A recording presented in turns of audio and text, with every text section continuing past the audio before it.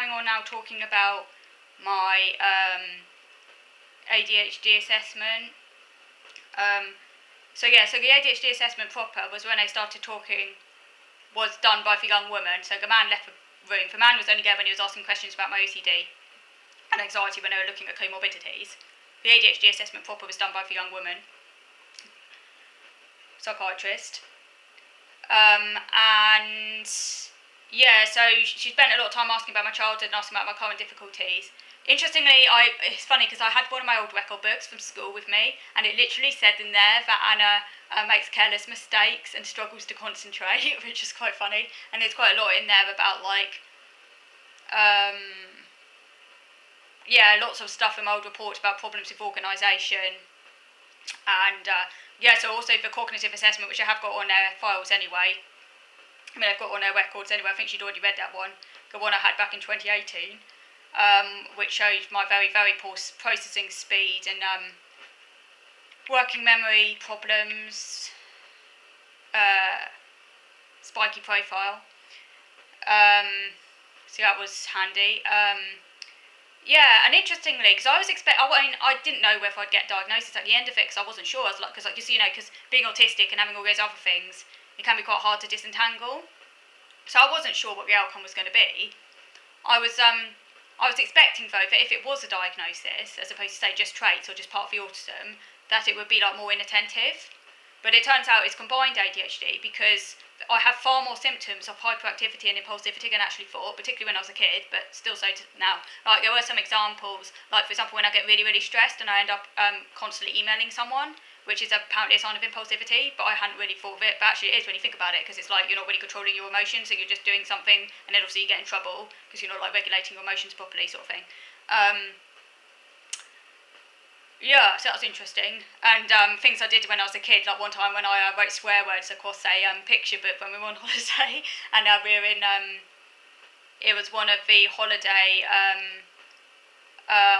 visitor centre, and there was a colouring book, and I was about 14 at the time, and I ended up writing swear words over it just because I thought it'd be fun. I hadn't really thought about it, but apparently that's an impulsive behaviour, because again, you're not really thinking about the consequences. A normal child of 14 probably wouldn't do that, because they know it's inappropriate, and they just would think before doing something like that. So yeah.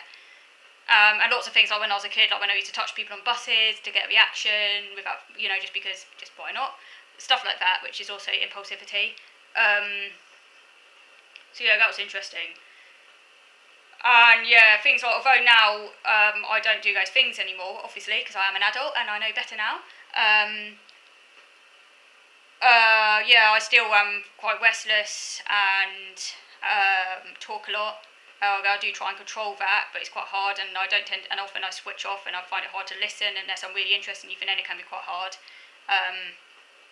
Focusing my attention, all those sort of problems with organisation, like massively. That was like actually because she asked about that, because that's one of the symptoms of ADHD as well, and that was in my school report, that Anna's organisation is very poor indeed. She doesn't know where to put things, so just puts them all in one place, sort of thing.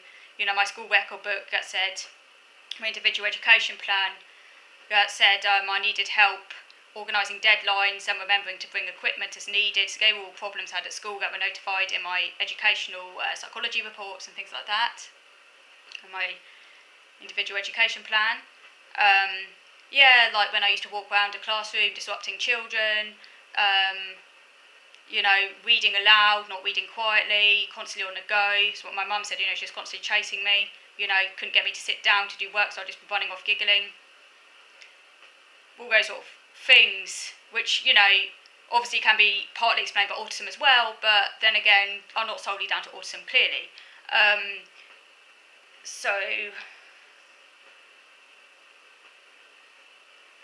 My big problem is with procrastination, not finding stuff. She asked about, I can never find stuff. I still don't know where I put that stapler.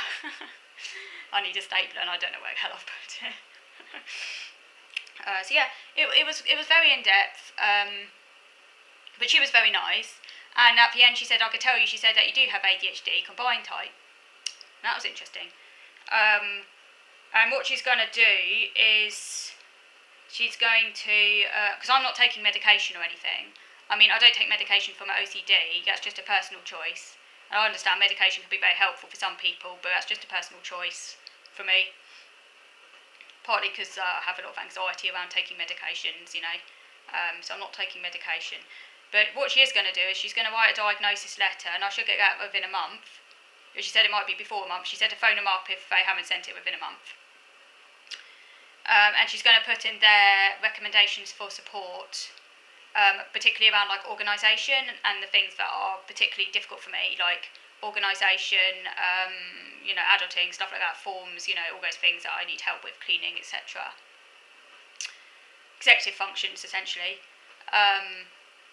And she also said that a psychiatrist will be in contact with me shortly. I think she said within a couple of months. I can't remember exactly what she said now. In a couple of months, something.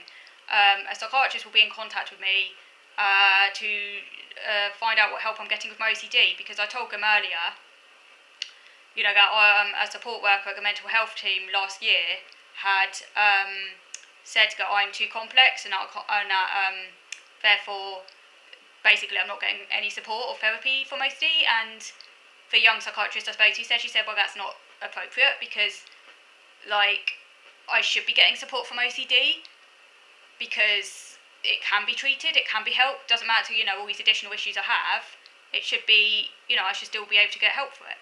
She didn't think that's right, and I agree with her, it's not right. So she said she's going to arrange for this other psychiatrist to get in contact with me to try and find out what help I can get from OCD, or to help with getting help for that, which is really positive. So that's something really good that's come out of this assessment, is that hopefully as well, I should, hopefully, fingers crossed, be actually getting some support for my OCD. And she's also going to put it in writing to social services as well about this new additional diagnosis of ADHD, so that and recommendations for support as well. So hopefully I should be getting better support, and that should help me get more support, like around the house and stuff like that. So all good. So all in all, yes, it was stressful, and I'm still processing it. It doesn't change anything about my life. All my problems are the same. Nothing has changed. But all that's happened really is that I have an official diagnosis of ADHD, officially confirmed. Now I've got to go on my records. Hopefully now getting more support, that, because autism obviously these are the issues of my life that aren't just covered by the autism, like the extras, if you like, the extra problems. Hopefully getting more support with executive functioning issues, which actually cause me a great deal of disability. So that should be good, all in all. So all in all, as I say, very positive. So and I might do a video maybe, now I do have an official diagnosis, I feel like I talk about ADHD more, because until I had a diagnosis, I didn't really want to talk about it that much, because, I wanted to wait until I had an official outcome, because it could have gone either way, I wasn't to know until I got the diagnosis. Now I know I definitely have it. I might actually do a video on ADHD at some point as well, maybe, we'll see, because normally I do talk about autism in this video, but I might also maybe talk about ADHD now I can, because I have official diagnosis. I feel I can do that now. So anyway, thank you for watching.